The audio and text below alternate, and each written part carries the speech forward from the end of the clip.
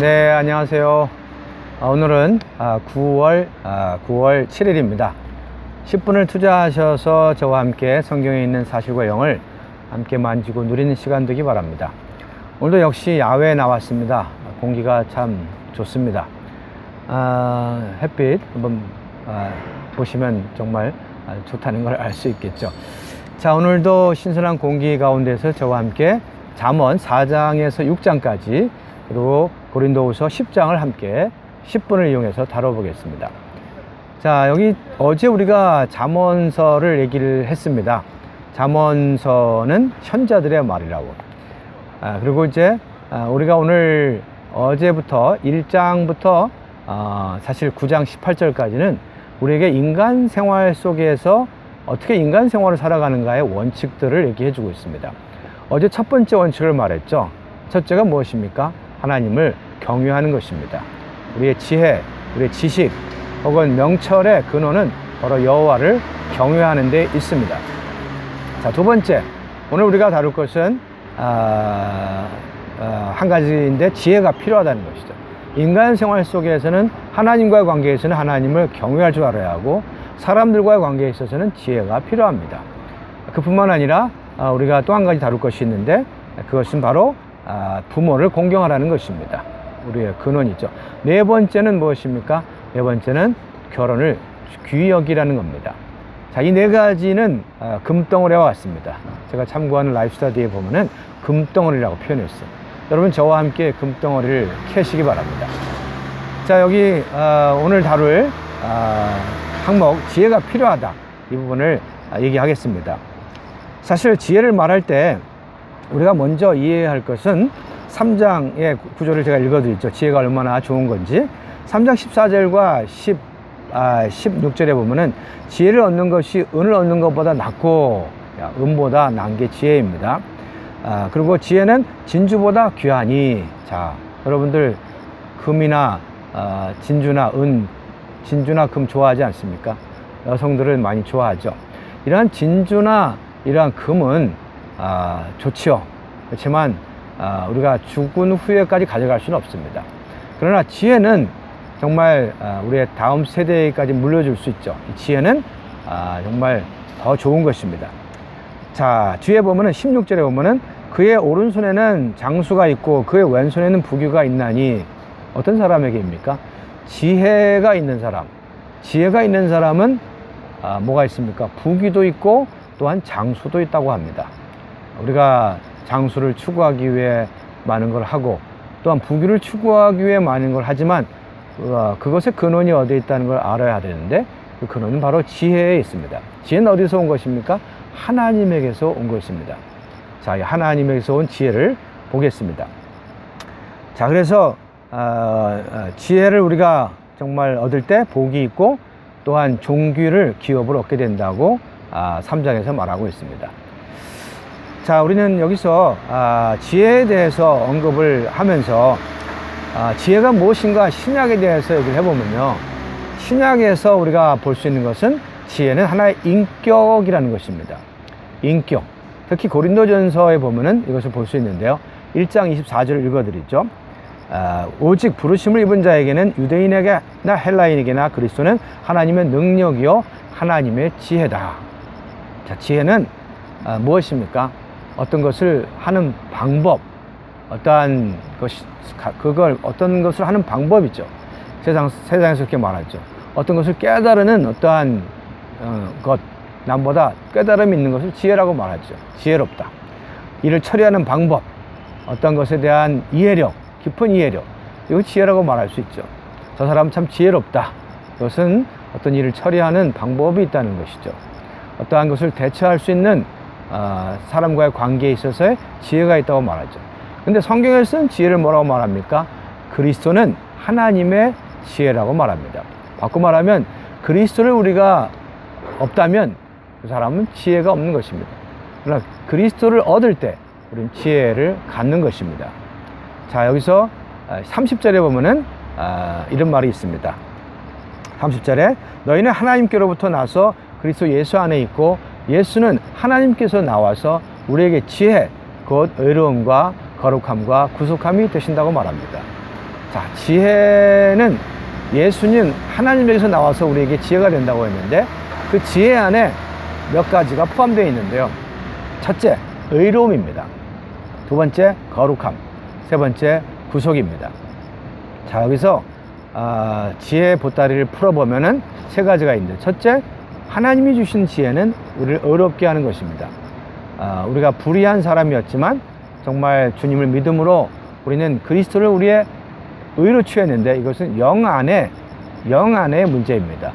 우리가 영 안에서, 양심 안에서, 영의 한 부분 양심 안에서 우리가 의롭게 됐다는 것을 아는 것은 주님이 우리의 의로움이 되셨기 때문에, 불의한 우리를 위하여, 의로우신 분이 우리를 위하여 죄가 되시고 또한 우리의 죄를 짊어짐으로 우리를 의롭게 하셨습니다.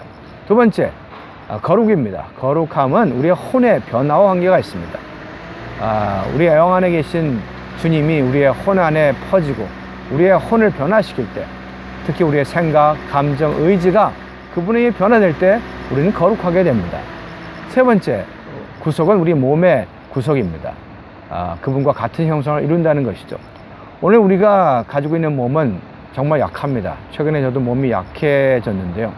그러나 그날 주님을 만날 때 우리 몸은 그분과 똑같은 영광스러운 몸을 입게 되기 때문에 약함이나 질병이나 죽음이나 이런 것이 없게 됩니다.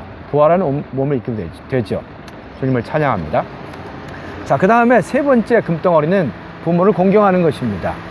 자, 여기서 부모를 공경하는 것을 그 하나님을 경외하는 것과 그 다음에 언급이 우리가 세 번째로 언급했는데요.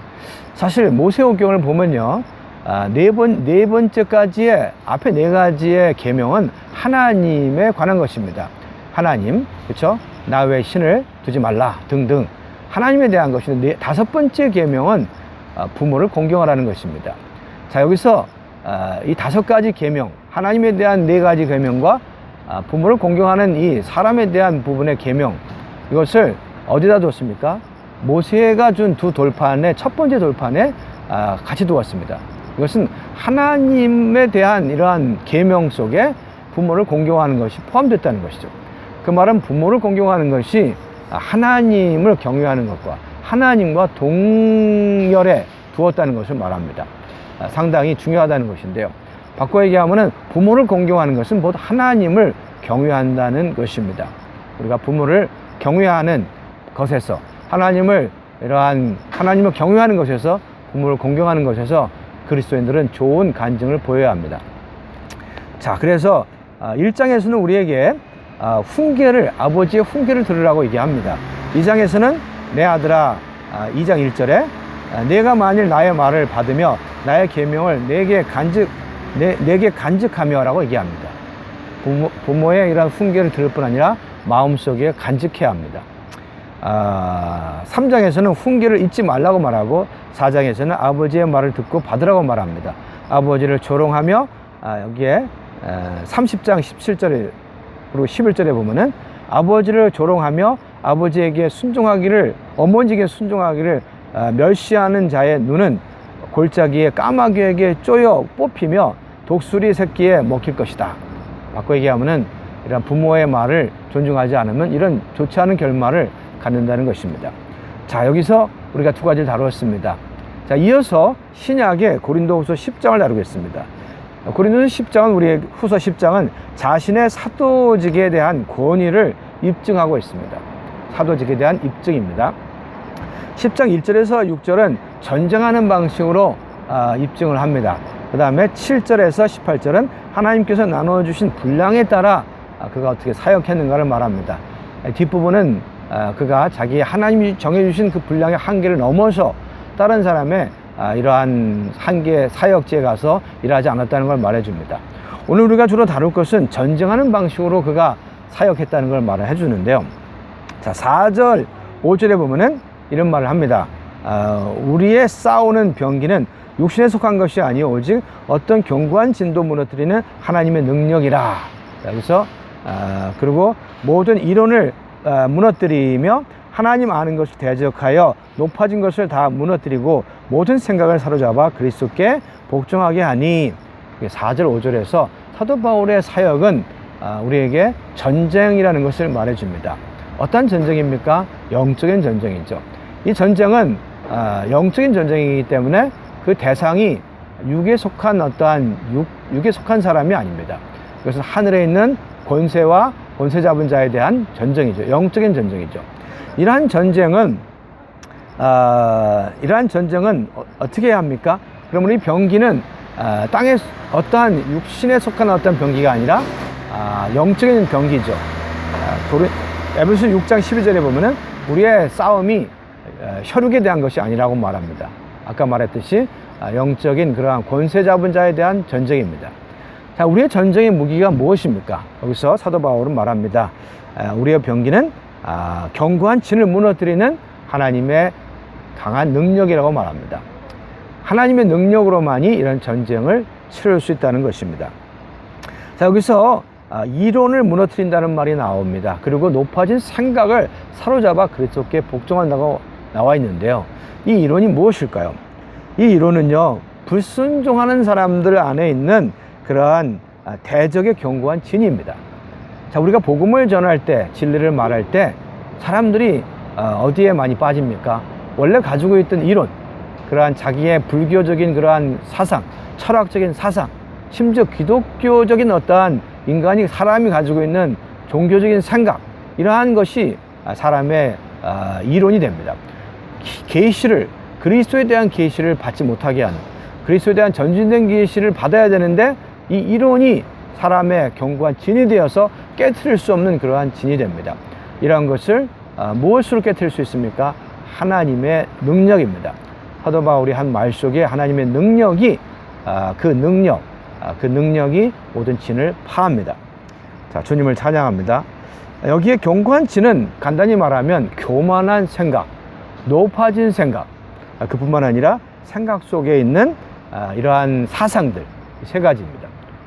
교만하고 높아지고 또한 사람의 사상들, 이러한 것들이 사람들 속에 있는 견고한 진입니다. 자, 여기서 우리는 이걸 깨트리기 위해서 그리스도께 순종하도록 우리는 하나님의 능력을 체험해야 합니다. 어떤 말을 들을 때 하나님 능력이 우리의 이러한 진을 타파할 때 우리는 그리스도께 복종할 수 있게 됩니다. 사도 바울은 이런 방식으로 사역을 했습니다. 우리가 이것을 배우기 바랍니다.